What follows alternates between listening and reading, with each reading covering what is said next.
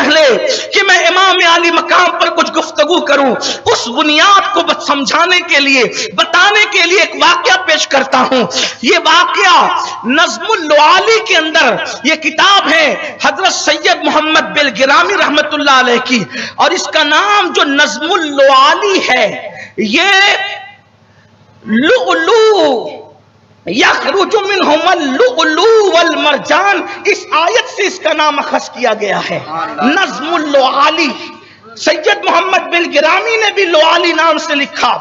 اسی طریقے سے جو ہے وہ اسی گھرانے کے چشم چراغ، انہوں نے جن کا مزار مصر میں ہے، انہوں نے بھی لعالی کے نام سے کتاب لکھی۔ غرض کے لؤلؤ اس نسبت سے کئی کتابیں لعالی کے حوالے سے لکھی گئی۔ اس میں یہ واقعہ درج ہے جس کا مفہوم یہ ہے، جرأت آتی کہاں سے ہے، جرأت آتی کہاں سے ہے، ہمت آتی کہاں سے ہے؟ اس لیے کہ کچھ چیزیں انسان باہر سے سیکھتا ہے اور کچھ چیزیں انسان کے اندر سے آتی ہے۔ مثال کے طور پر جن کا تعلق بادشاہوں کی اولاد سے ہوگا، اس میں کہیں نہ کہیں شاہی خاندان کا اثر مٹتے مٹتے بھی رہے گا۔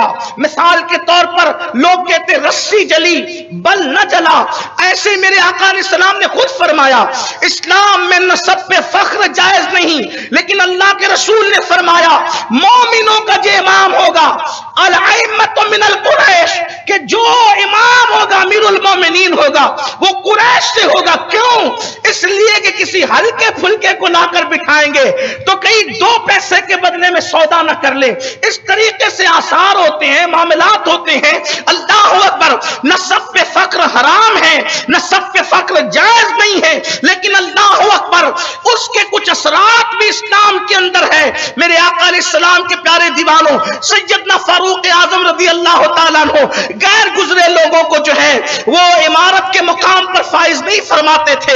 آپ اس کی بھی تاریخ اٹھا کر دیکھ سکتے ہیں۔ میرے آقا علیہ الصلوۃ والتسلیم کے پیارے دیوانوں، جب تک اسلام کا پرچہ اماموں کی آل کے ہاتھوں میں رہا، ائمہ کی اولادوں کے ہاتھوں میں رہا، اس وقت نظام کچھ اور تھا، اور بعد میں جو نظام بدلا آپ اس کی تاریخ بھی پڑھ لیں، اس کی طرف نہیں جاتا۔ لیکن نظم اللعالی سے جو بات آپ کو پیش کرنا چاہتا ہوں وہ یہ ہے کہ امام کے انقلاب کی وجہ کیا ہے، امام کی جرأت کی وجہ کیا ہے۔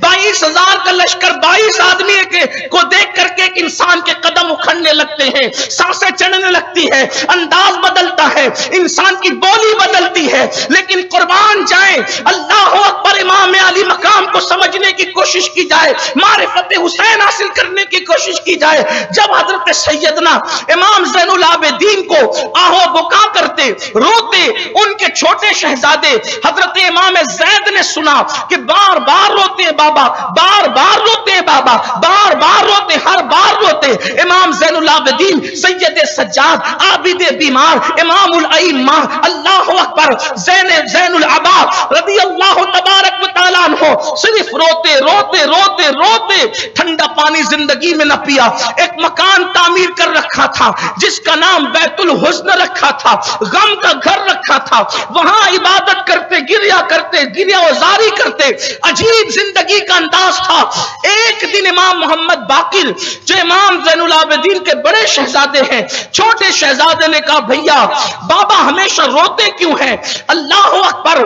تو اس وقت امام زید سے امام محمد باقر نے کہا یہی سوال میں نے بھی کیا تھا زین العابدین پاک سے، تو انہوں نے کہا تھا بیٹا یعقوب تو ایک یوسف کھوتا ہے اور یعقوب کو پتا ہے کہ بیٹا زندہ ہے یا فوت ہو چکا ہے۔ جب یعقوب جو ہے بیٹے کو زندہ محسوس کرتے ہیں تو کچھ صبر ہو جاتا ہے، اور جب سنتے ہیں کہ فوت ہو گیا، اتنا عرصہ بیت گیا، تو رونے لگتے ہیں۔ شک کے اندر، شک میں روتے روتے یعقوب کی آنکھیں سفید ہو گئی۔ یعقوب نے ایک یوسف کھویا تو روتے روتے آنکھیں سفید کر گئے۔ میں نے ایک نہیں، میں تو اپنے خاندان کے 19 لوگوں کو اپنی نگاہوں کے سامنے میں نے ذبح ہوتے دیکھا، گھوڑے دوڑتے دیکھے، نیزوں پہ سر اٹھتے دیکھے، جسم سے کپڑے اترتے دیکھے، بیبیوں کے دوپٹے چھلتے دیکھے۔ اب میں نہ رہوں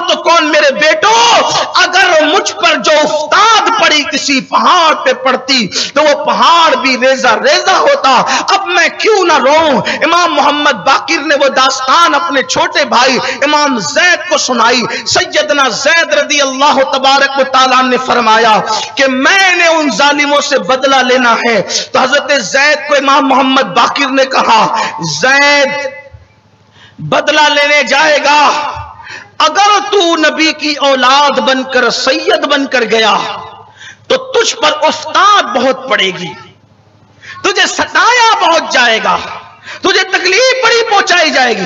اگر تو اہل بیت کو یعنی اپنے آپ کو اہل بیت بتا کر، سید بتا کر، آل رسول بتا کر مقابلہ کرے گا تو تجھ پر وہ بہت نظر رکھیں گے، تکلیف پہنچائیں گے، نقصان پہنچائیں گے۔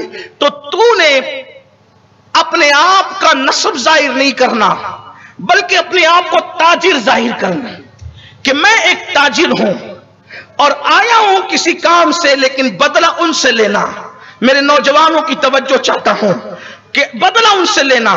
امام زید کو اپنے بڑے بھائی کی بات سمجھ میں آ گئی۔ امام زید نکلے تاجروں کے بھیس میں، اب ان کے ساتھ فوج تھی، وہ بھی تاجروں کے بھیس میں جمعہ کی نماز کے لیے مسجد میں پہنچے۔ امام زید چاہتے تھے کہ ایک گندے امام کے پیچھے آ کر ہاتھ باندھ لیں۔ توجہ کرنا، ایک گندے امام کے پیچھے ہاتھ باندھ لے، حالات ہے، مصلحت ہے، معاملات ہے، تکلیف ہے، مشکل ہے، مصیبت ہے، اپنے مشن کو پورا کرنا ہے، چلو مکر کر لیں، مکاری کر لیں، ہاتھ باندھ لیں، تقیہ کر لیں۔ اس طریقے سے ذہن میں کوئی بات وسوسہ آیا ہوگا، لیکن جب چاہا کہ گندے کے پیچھے کھڑے ہوں اور ہاتھ باندھ لیں تو خون علی نے جوش مارا، دودھ بطول اور شیر بطول نے کجوکے دیے کہ دوسرے لوگ تقیہ کر سکتے ہیں، علی کا خون کیسے تقیہ کرے گا جب علی نے نہیں کیا؟ شیر بطول کیسے تقیہ کرے گا کیسے تقیہ کرے گا جب فاطمہ نے تقیہ نہ کیا؟ اللہ اکبر! مذہب تقیہ بازوں کا نہیں ہوتا، مذہب تو قل جاء الحق وزهق الباطل ان الباطل كان زهوقا۔ اللہ اکبر! ہاتھ باندھنا چاہتے تھے مشن پورا کرنے کے لیے، ہاتھ نہ بندھے، بھی آگے امام کھڑا ہونے جا رہا تھا، اس کا بازو پکڑ کر کے، اور امام کون تھا؟ جامع مسجد کا وقت کا بادشاہ تھا، اس کا ہاتھ پکڑا، اس کو پیچھے کیا، خود آگے بڑھے، جمعہ کی نماز پڑھائی۔ نماز کے لیے سب رک گئے، سب خاموش ہو گئے، نماز ہو گئی۔ جیسی نماز ہوئی، ہنگامہ بادشاہ وقت کو، بلکہ میں بادشاہ کہہ رہا ہوں، ان لوگوں نے کہا خلیفہ وقت کو کس نے ہاتھ پکڑ کے پیچھے کیا؟ اور ان کے ماننے والوں نے دیکھا کہ انہوں نے کر کیا دیا، یہ تو مشن پورا کرنے نکلے تھے تاجروں کے بھیس میں، لیکن اپنے آپ کو چھپا نہ سکے۔ یارو، جیسے بکری کی آواز نکلنے پہ بکری کی اصلیت چھپ نہیں سکتی، ویسے اگر شیر کو کسی اور کی کھال پہنا دے تو اس کی آواز نکلنے پر اس کی بھی حقیقت اور اصلیت چھپ نہیں سکتی۔ تو جس وقت جو ہے انہوں نے کہا بھیس میں تو تاجروں کے نکلے تھے، بدلہ لینے، باپ دادا کا بدلہ لینے، مشن پورا کرنے، یہ کیا کر دیا زید نے؟ جلدی سے ماننے والوں نے وہاں سے بگایا، نکلو چلو جلدی جاؤ، اور شور کیا۔ تاجر تھا جس نے یہ سب ہنگامہ کیا۔ بادشاہ وقت منبر پہ بیٹھا، اللہ کے گھر میں کہا اللہ کی عزت کی قسم، جس نے مجھے بازو پکڑ کے پیچھے کیا وہ تاجر نہیں ہو سکتا، اس لیے کہ یہ جرأت تاجروں میں نہیں ہوتی، اس کی تحقیق کرو، وہ علی کے گھر کا بچہ ہوگا، اس لیے کہ اتنی جرأت اگر کسی میں ہے یا تو علی کے خون میں ہے یا تو فاطمہ کے دودھ میں۔ سبحان اللہ! نعرہ تکبیر، نعرہ رسالت، نعرہ حیدری، ذکر شہدائے کربلا۔ سبحان اللہ، سبحان اللہ۔ اور پھر تحقیق کی تو کہا وہ تو زید تھے، اور پھر جو کیا زید کے ساتھ شہید کیا، لاش لٹکائی، جو کچھ ہوا وہ آگے کا قصہ ہے۔ لیکن آپ سے کہنا چاہتا ہوں، دشمن کو بھی خون علی پر اتنا اعتبار ہے، دشمن کو بھی خون علی کی پیوریٹی پر، اس کی اصلیت پر اتنا یقین ہے. کیوں؟ اس لیے کہ علی کا خون نبی کے خون سے الگ نہیں ہے، کیونکہ میرے آقا نے فرمایا سب الگ الگ درخت کی الگ الگ ٹہنیوں سے ہیں، میں اور علی ایک ہی درخت کی دو ٹہنیوں کا نام ہے. تو یہ خون وہی ہے، ایک ہی خون ہے. اور پھر شیر بطول یعنی دودھ بطول وہ بھی مصطفیٰ جان رحمت سے الگ نہیں ہے، اس لیے کہ اس کے دھارے بھی وہاں سے ملتے ہیں.